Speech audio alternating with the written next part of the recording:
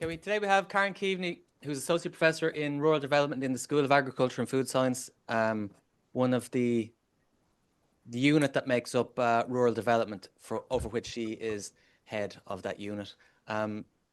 Karen's really policy engaged, so really really strong networks established into rural development, both here in Ireland and into Europe as well. So she's going to talk about a new project that we're supporting on Rural Pact Ireland Framework, and it's you know what, I'll let Karen talk about it, but it's fostering links with Europe and developing them in Ireland as well. But I'll let Karen talk about it. So she's really good project, a really good team, but I'll let her do all the introductions about that as well. Thank you. I have one. Yeah. Thanks, Owen. Thanks very much. Hi, everyone.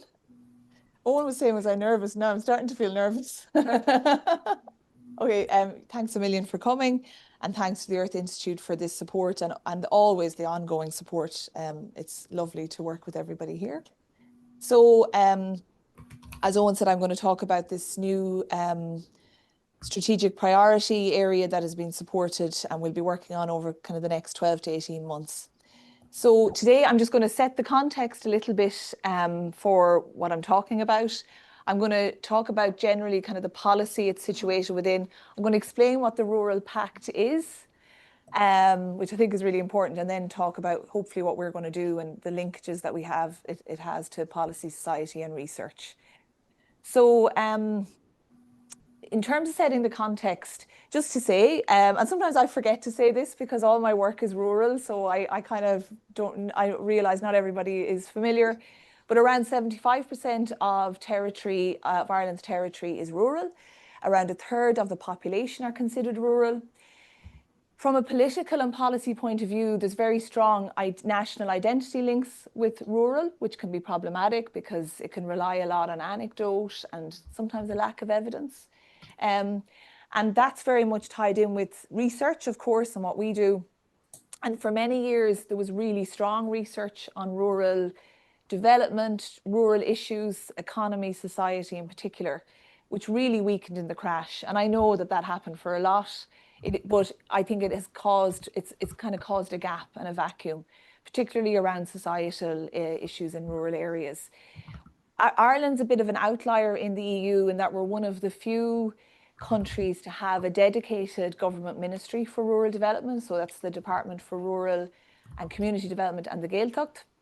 So that's really seen as a positive. And we're also an outlier because we're one of the few countries in Europe to have a national rural development strategy, which is called Our Rural Future. And I'll talk about that a little bit later. One of the challenges that we have is that mainstream agricultural policies are very strong and very well represented in Ireland, while rural territorial policy is not so strong. And there can be a little bit of tension between those, even though really in an ideal world, everything would be working together. And this is just an example of some of the work over years that has been done and lots of investment in understanding rural Ireland. And then more recently, with my colleague Adele, who's there, we would have done work with NESC. And NESC, for example, have a really good history of doing work around rural issues, and that's been growing again. That was a study that we did there. And some of the topics that are being looked at are around rural resilience, social enterprise, just transitions, etc. But some of the I don't know whether I should start. I can't see my screen well enough. Some of the challenges that we have in rural areas, thank you, Owen. I should know this off, thank you very much. So why rural Ireland? Why is it important to look at rural Ireland? Because some people kind of go, well, why are we bothering? And I'm very biased because all my work is rural. But rural areas are characterised by a variety of local economies and undervalued assets.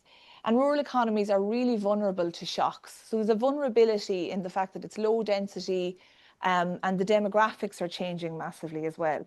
So like sudden shocks like employers leaving, changes in neighbouring cities or large urban areas have massive knock-on effects because usually in the surrounding areas of rural areas, employment is based in these urban centres. So all these places are connected very strongly. Rural economies are also constrained by really relative high fixed costs, which make viability challenging. And of course, areas around megatrends such as demographics, like an aging population, makes rural areas quite vulnerable. Digitalization is hard to roll out, and globalization, of course, has major impacts around food. And so really, and this is from the OECD, there's really a call to rededicate resources to rural areas because they're really, really vulnerable places, and the population is vulnerable, as well as nature and environmental challenges. So that's setting the context a little bit. And then in terms of where we are now, and this is kind of leading into what the Rural Pact is about, the major policy that's driving European rural policy at the moment is the long-term vision for rural areas. It's a really, really important policy. And it was developed and agreed in 2021.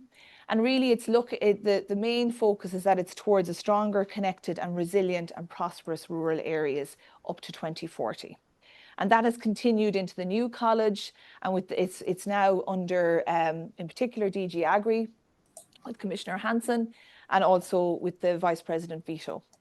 So this is framing a lot of our thinking about rural territories.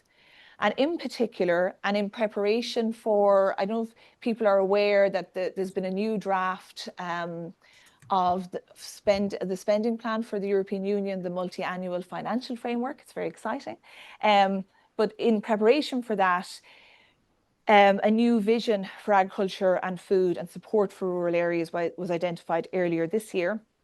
And in particular, key areas around enhancing synergies and complementarities, focusing on renewing the EU Action Plan, and the Rural Pact, which I will explain in a minute, has been really identified as being strongly important going forward over the coming years. And I'm happy to share those slides if anybody wants links and things like that. So the long-term vision for rural areas looks at, as I said, stronger rural areas, which really is looking at empowered communities and centres around community-led local development, connected areas focusing on digitization, resilience, and prosperity around the economy and the environment. And out of that, the EU Action Plan and the Rural Pact are shaping the actions for the long-term vision for rural areas. So under the action plan, I'm not going to read all these out, but there's kind of 10 shared goals, and it's very much all the aspects around sustainable development that you would expect around inclusivity, but particularly highlighting things around digital innovation, the role of women in rural areas, and well-being. And as part of the horizontal actions linking that are 6 key areas. And again, the Rural Pact is one of those key areas. And going forward with European policy post-2027, functional rural areas, rural proofing, and the Rural Pact are going to be the 3 key pillars for the Rural Action Plan. And it's important to note that, because yes, it's very policy related, but what we're seeing now is these are coming up in Horizon Europe calls, and there's been calls to identify, particularly around engagement activities, how are you going to link in with the Rural Pact community? And that's kind of partly why we decided to have a look at this. So what is the Rural Pact itself? The Rural Pact is a formal space and a framework to boost cooperation between national, regional and local governments, civil societies, businesses, academics and citizens. So it's seen very much as a framework. So I have a drink here. And it's very much about really getting this high level European policies that can kind of feel a bit distant and maybe don't mean a lot to the ordinary citizen, to actually find frameworks to reach out and understand how rural policies engage at a very local level. And so the key areas they're looking at are like amplifying rural voices, structuring an enabling network and communication, and also encouraging and monitoring voluntary activities. Because so much of what happens in rural areas kind of happens quietly, isn't fully understood.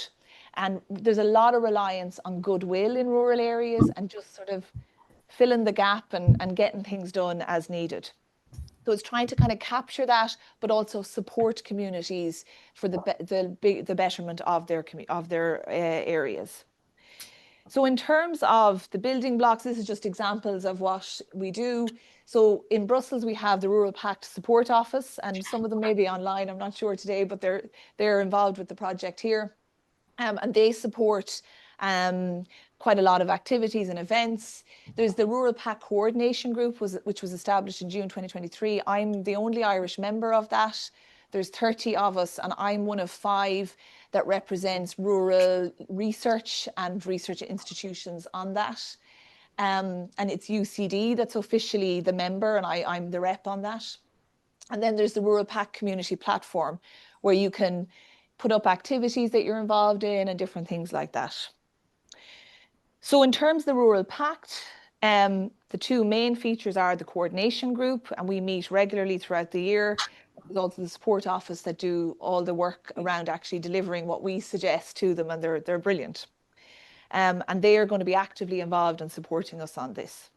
So the office does all these different things, from like good practice webinars, commitments, they do briefings, magazines, lots of communication. So I don't know if they're very active on social media, but maybe have a search for them if you haven't come across, and you can sign up for their mailing lists. So that brings us to why I applied and then was successful, thankfully, in getting some funding. What we have identified is that while rural issues and rural policy are quite prominent in Ireland, the pact hadn't really taken hold. So in some countries it's quite prominent. So the Netherlands are doing a lot of work, Flanders also. And although there's an awareness around the pact, there had been very little kind of on the ground activities around it. So we kind of identified that a little bit of work needed to be done, particularly once it was identified as going forward as a key pillar into future funding. And also when I started to see that the Rural Pact was being mentioned in Horizon calls, you can start to see the relevance for us here in UCD. So one of the actions to kind of get it down to the member state level was to set up the Rural Pact Ireland Framework, and it's actually now on the Rural Pact website.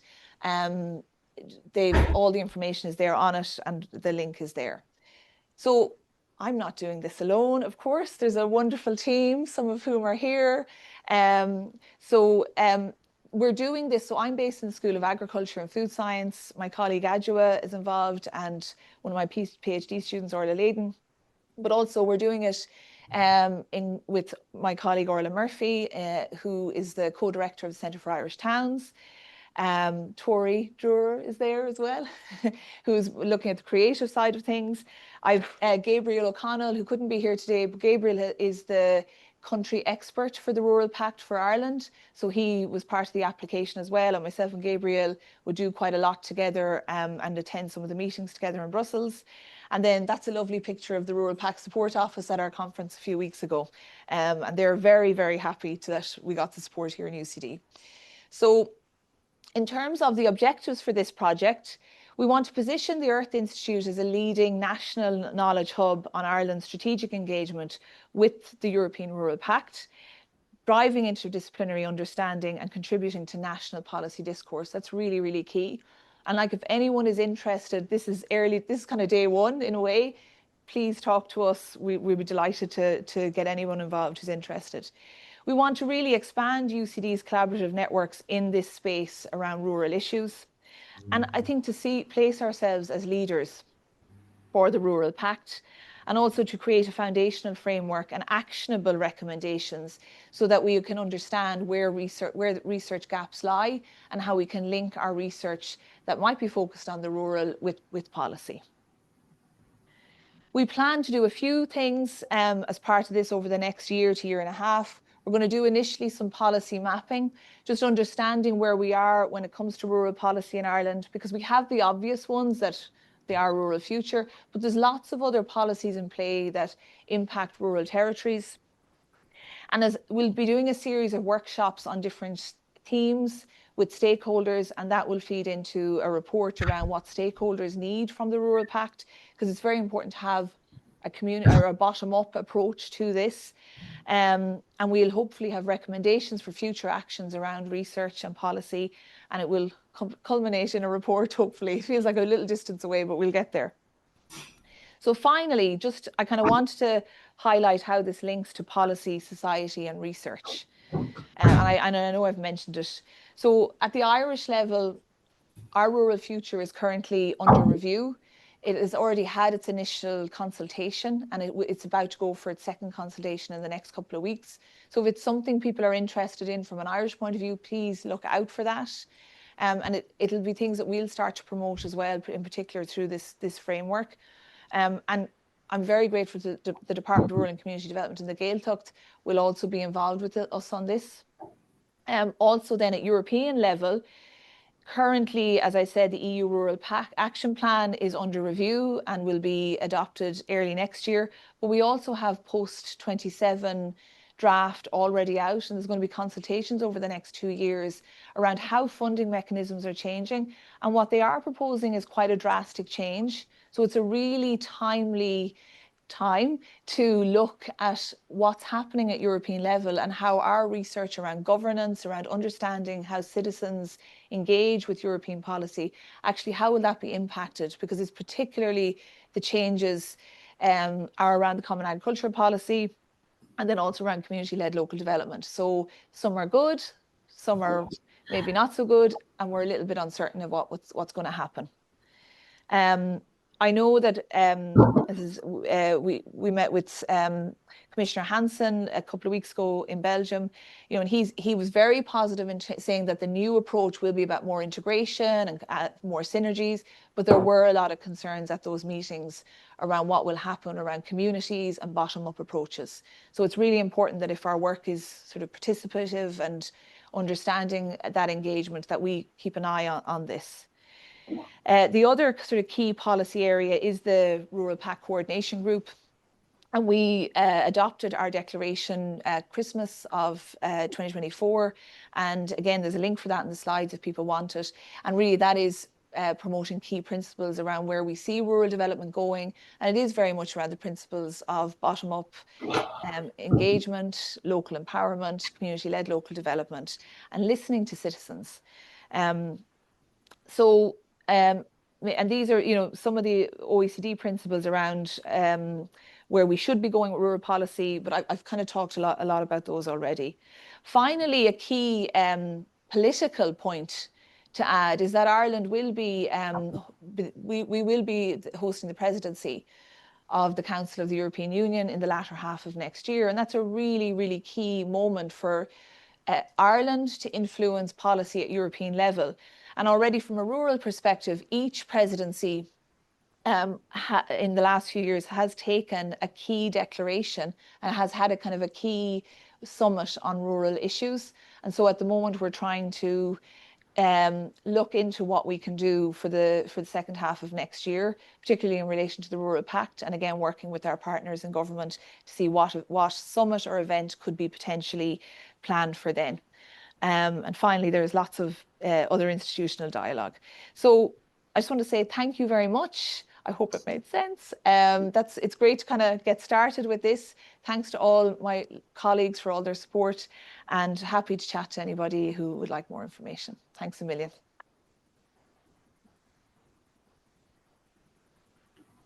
Thanks a million, Karen. Really good overview. So I'll open up to the floor. Any questions? I will ask a question. A lot of the focus is on bottom up, yes, which is great. Obviously, community spirit is really strong in rural. This is a general kind of statement. There's strong community spirit in rural areas in Ireland. Yeah. On the other hand, local government is so weak and powerless in Ireland, so nothing much would happen if there wasn't strong community spirit. Is it the same in other European countries? No, it's not. I think the principle of self-government and self-governance is much stronger in Europe. And in ways we've weakened local government because we abolished so many local authorities about 10 years ago in the Local Government Act 2014. And it is problematic. And actually, interestingly, the OECD are currently reviewing our rural future. And I would have been a part of some of the mission visits, and a lot of what they talked about there was that reliance we have on volunteers. So while it's really good and it's lovely, that over-reliance, it's filling a gap that the state should be filling in some ways. Now, the state does provide grants, and in ways we have a lot of funding at the moment and there's lots of grants, but actually the grants are often for like capital spending, and it's not really investing in people. And I think that's a key issue that we have. And I think that's urban and rural. I think it plays out differently in urban and rural spaces, but you know, like the kind of obvious one is that a lot of volunteers tend to be older, and which is it's really good to bring their expertise, and they may have more time, but then other people may not feel they can get involved, even if they want to. So we have a major challenge around local government and governance in rural areas generally. Thanks, Karen. It was so interesting. And I really like how you didn't come with a set of like research questions. It just shows how seriously you're taking this bottom-up approach, that you're really like going to be relying on communities. It's really hard to do though, you know, in a coherent, it's like you're kind of trying to marry two worlds, as you well know. I wonder, so what kind of I'm sure you have, but have you thought about the existing organizations that you're going to tap into in order to feed, you know, because you're not just going to rely on people showing up or whatever to a meeting. Maybe you are, but I just had it, I'm sure you have networks, and I was just wondering, have you thought about who they are, or how you're going to act on that? And actually, I probably should have been a little bit stronger there in explaining. So just as an example, Gabriel O'Connell, who is just recently retired as the Chief Exec of Monaghan Integrated Development, which is the local development company for Monaghan. So he's the country expert. But through him, from the Irish point of view, he's a member, or the local development company is a member of LDCN. So they changed their name recently, the Local Development Companies Network. So we're quite linked in with them. I've already actually done work with them on the Rural Pact. We kind of developed an issues paper last year. And then on the other side, on the European side, ELARD is the European body that kind of, I suppose it's the network overseeing all the local development companies and the LAGs, the local action groups across Europe. So I suppose I'm quite strongly linked, and that's where sometimes I work so much with those agencies, I sometimes nearly forget to say it. So thank you, Orla, for reminding me. But yeah, we are very networked in with them and within the department. I always say partnership has to be it has to be multi-level.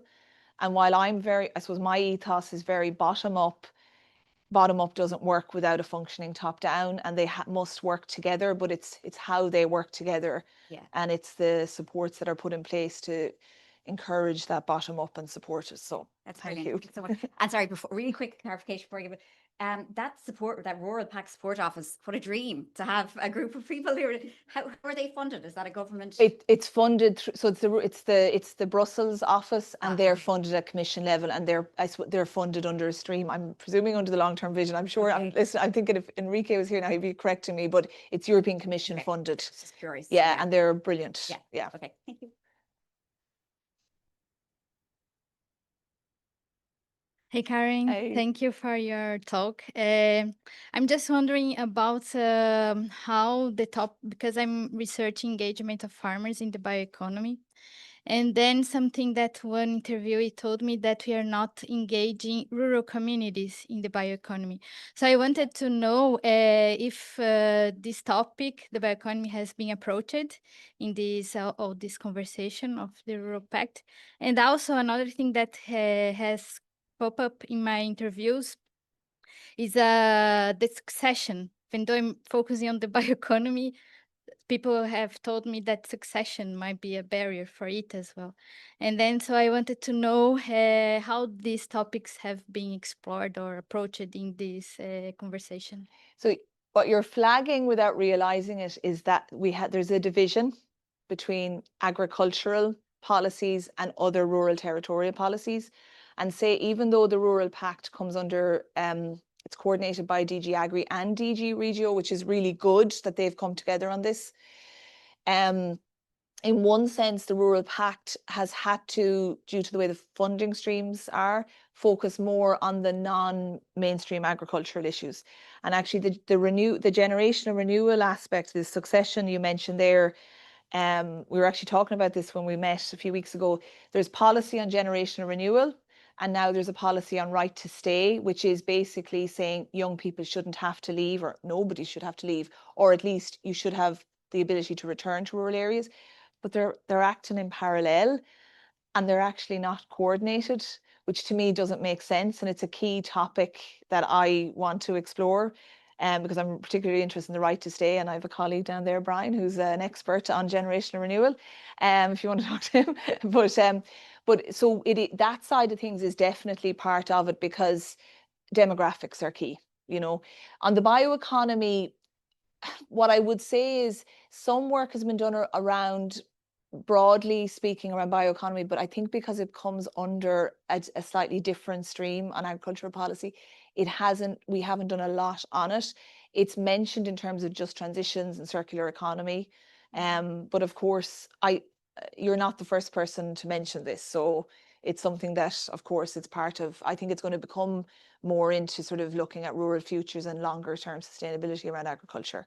But I do know on the bioeconomy side, the work I have done on that, it has tended to be with bigger firms. And I did a bit of work with a student over the summer, actually looking at the role of rural social innovation and looking at smaller scale bioeconomy, because I know farmers don't feel included, and I know Owen has done research on this, so I'll stop talking about it. Yeah, just on that point, Yeah, there is I knew a sense of, from some or many, that we'll say more the big tech is taking over bioeconomy, and the smaller farmers, where there's maybe cooperative potential to scale up, are they being left behind? Yeah, So, I agree. There's a group being omitted. So we do agree. Yeah. Any question for anyone else? No? Well then, thanks very much, Karen. Really Thanks a good, million. interesting presentation, and really good introduction to the topic. And I think there's plenty of scope to be engaged as the project develops. I'm sure where there's streams that emerge, we'll hear more about them. So thanks very much for coming, and hopefully we'll see you again soon. Thank you. There are lots of events. Have a look on the email. The one I'll flag is we have one on the blue economy, which is marine offshore, next on Tuesday week, 24th, I think it is, on in Molly. The tickets are flying out. So if you want to go, please book a ticket soon. Thank you.